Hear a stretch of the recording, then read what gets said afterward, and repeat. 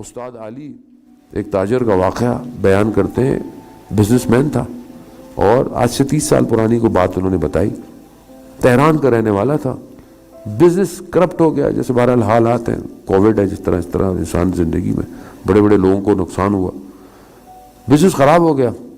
بڑا business man تھا, business خراب ہو گیا, مقروض ہو گیا, لون دینا تھا. جس کا بھی دروازہ کھٹکھٹاتا تھا کوئی دروازہ نہیں کھول. حتیٰ بعض جگہ پر اپنی زوجہ کو بھیجتا تھا کہ شاید خاتون دیکھ کر وہ, لیکن سب نے منہ موڑ لیا. ایک دن پریشان بیٹھا ہوا, اپنی زوجہ سے کہا کہ میں اب کسی ایک اور کے پاس جاتا ہوں کہ جہاں سے مجھے امید ہے کہ وہ مجھ سے منہ نہیں موڑیں گے. زوجہ نے پوچھا, وائف نے, کہ کہاں؟ کہا امام رضا. کہا کہ میں نے سنا ہے کہ امام رضا جو ہے وہ پورا کر دیں گے. کہا مگر پیسے نہیں ہیں, کیسے زیارت پہ جائیں؟ کہا مجھے نہیں پتا, کہیں سے کچھ کرو. اس نے بہرحال کہیں سے کچھ پیسے ایسے کر کر زیارت پہ اس کو بھیجا. یہ زیارت پہ گیا, اس نے زیارت پڑھی. زیارت کر کے جہاں جوتے رکھتے ہیں کفش داری, وہاں اس نے وہ جو ٹوکن تھا, اس کے پاس کچھ پیسے تھے. اس نے کہا کھانا کھاؤں گا, واپسی کا ٹکٹ لوں گا اور واپس جاؤں گا. امام رضا سے دل کی باتیں اس نے بڑی کی. جیسے اس نے جیب میں ہاتھ ڈالا تو وہ ٹوکن کے ساتھ ساتھ جو تھوڑے سے پیسے تھے نا, وہ بھی نکال لیے کسی نے. اب تو یہ ٹوٹ گیا, وہی اس کے پاس پیسے تھے. کس طرح اس کی وائف نے زحمت کر کے اس کو دی.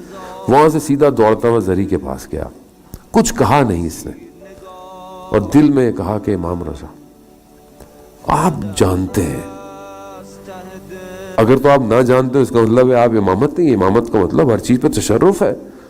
آپ کے حرم سے میں کہاں جاؤں؟ کس طرح میں آیا تھا آپ کے پاس, جو میں تو آپ کے پاس اپنا پچھلا درد لے کے آیا تھا, آپ نے تو میرا وہ بھی. یہ کہتے ہوئے گریہ کرتے ہوئے باہر نکلا. اچانک سے باہر نکلتے ہوئے پاؤں ٹکرایا تو ایک سکہ پڑا تھا, کوئن اس نے اٹھایا. اس نے دیکھا کہ پہلے بوتھ لگے ہوتے تھے, کوئن ڈال کے کال ہوتی تھی. حرم سے نکلا, اس نے بولا کہ وہ بوتھ لگے ہوئے, ابھی بھی لگے ہوئے وہاں پہ. اس نے کہا کہ میں کسی سے مانگوں کہ میں تہران سے آیا ہوں, یہ آیا ہوں, وہ آیا ہوں, تو میری ہمت نہیں ہے کہ میں کسی سے کہوں یہ, کیونکہ وہ ایسا آدمی نہیں تھا, بڑا بزنس مین تھا, کوئی پروفیشنل تھا نہیں کہ لوگوں سے پیسے مانگتا. اس نے کہا کہ یہ کوئن ہے, میں ایک رینڈملی کال کر لیتا ہوں, اگر منع کر دے تو کم از کم میں اس کے سامنے تو نہیں ہوں نا, میری انسلٹ تو نہیں ہوگی. اس نے یہی کیا, اس نے سکہ ڈالا, اس نے کال ملائی, کال مل گئی. ایک بندے نے کال اٹھائی, کہا کہ میں تہران سے آیا ہوں, یوں یہ ہے میرا مسئلہ, میرے پاس مجھے کھانے کے پیسے کر دو اور مجھے میری واپسی کا ٹکٹ کر دو تو امام رضا تمہاری مدد کرے. اس نے بولا کہ تم کھڑے کہاں ہو؟ اس نے کہا مجھے نہیں پتا. کہا پوچھو آس پاس. اس نے بتایا کہ میں فلکہ آب اور میدان خسروی, جو خیبر خسروی ہے, اس کے کونے میں کھڑا. کہا بس وہیں کھڑے ہو, 15 منٹ میں گاڑی بھیج رہا ہوں. یہ وہاں کھڑا ہے. اس نے دیکھا کہ اس زمانے میں اس زمانے کی مہنگی گاڑی آئی, اور اس نے بولا کہ آپ وہی جس نے کال کی تھی؟ کہاں گاڑی؟ میں سمجھ گیا کہ یہ وہ شخص نہیں, یہ اس کا ڈرائیور ہے.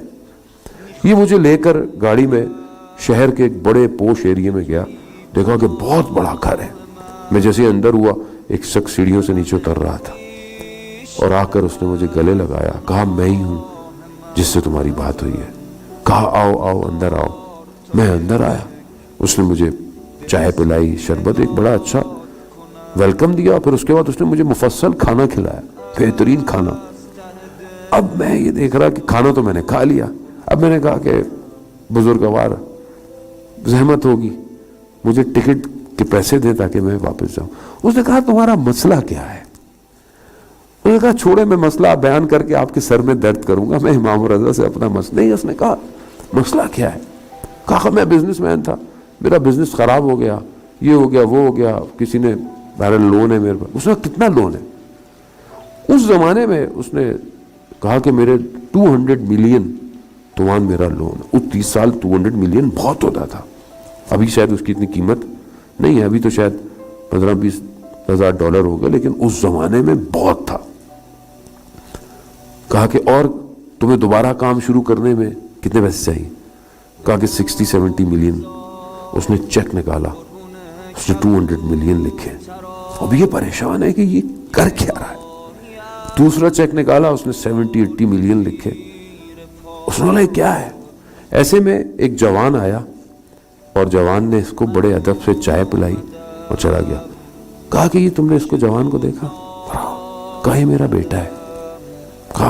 کہا کچھ عرصے پہلے اس کو کینسر ڈائیگنوز ہوا. کینسر ڈائیگنوز ہوا اور میں اس کو لے کے گیا تہران ہاسپٹل ادھر. وہ کہا کہ اس کا علاج ہمارے پاس نہیں ہے, لندن میں ایک ہاسپٹل ہے, اگر وہ اس کا علاج کر لیں تو یہ بچ سکتا ہے. خود پیسے والا تھا میں فوراً لندن چلا گیا. وہاں انہوں نے کہا کہ ہم 3 ٹیسٹ کریں گے, اگر تینوں نیگیٹو آ گئے تو پوزیٹو آ گئے, کچھ ایسا تھا کہ تو ہم علاج کریں گے, ورنہ ہم علاج سے بھی چھوڑ دیں گے ہم کچھ. 2 ٹیسٹ کا رزلٹ جو ہے وہ پوزیٹو آیا. تیسرا ٹیسٹ ہونے والا تھا, وہاں جو کام کرتا تھا اس کو انگلش فارسی, اس نے مجھے بولا کہ دیکھو اس سے پہلے کہ تیسرا ٹیسٹ آئے تم دعا کرو کہ یہ نیگیٹو آ جائے, ورنہ ہم کچھ نہیں کر سکیں گے. یہ 2 پوزیٹو آ گئے. کہہ رہا ہے مجھے پتا تو تھا نہیں, پیسے والا شخص تھا. میں باہر صحن میں گیا, میں نے کہا دعا کس سے کروں.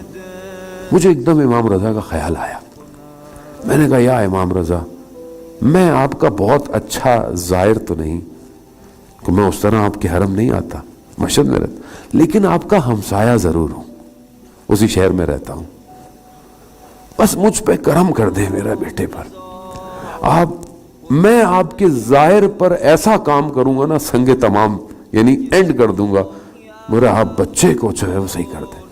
کہہ رہا ابھی میں نے یہ دعا کی تھی, وہ دوڑتا ہوا آیا شخص, کہا کہ ٹیسٹ نیگیٹو آ گیا ہے.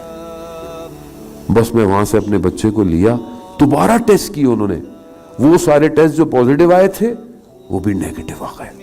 میں واپس ایران آیا, میں نے وہاں دیکھا تو لوگ پریشان, ڈاکٹر یہ معجزہ ہے, اچھا ممکن نہیں تھا. کہا بس وہ دن ہے اور آج کا دن میں انتظار کرتا تھا کہ وہ کون سا ظاہر ہے. کہتا میں جاتا تھا حرم میں, لیکن میں ڈھونڈتا رہتا تھا. رات کو میرے خواب میں امام رضا آئے. اللہ اکبر, کتنا رؤوف امام ہے. رات کو میرے خواب میں آئے اور مجھے کہا کہ کل ایک ظاہر آئے گا تمہارے پاس, تو اپنے دفتر چلے جا. بس کہتا ہے میں دفتر میرا بڑا دور ہے, وہاں تو ظاہر دور دور تک نہیں, میں دفتر میں بیٹھا ہوا. اچانک سے یہ فون بجا. دیکھیں آپ امام رضا کس طرح انسان کی زندگی کو پلان کرتا ہے. وہ کہا